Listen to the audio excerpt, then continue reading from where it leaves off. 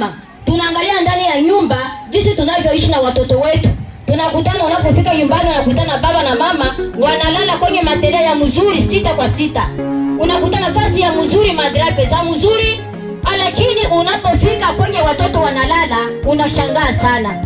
Watoto wanatandikiwa sioni magunia, sioni nini. Je, wale watoto hawana hamu ya kulala nao kumatela kama vile na wewe unavyolala kumatela?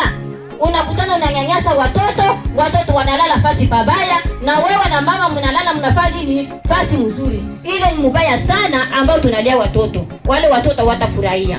Kunakuwa kuvaa. Kunakuwa ile kuvaa, kunakuwa wale ambao wanakuwa wananyanyasa watoto.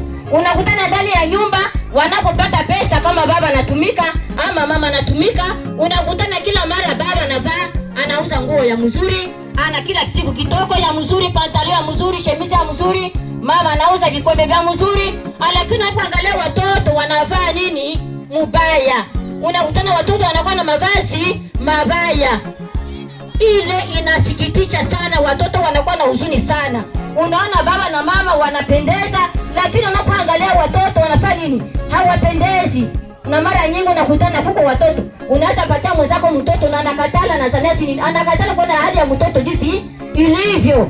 Tunapouza manguo mazuri, tunapovaa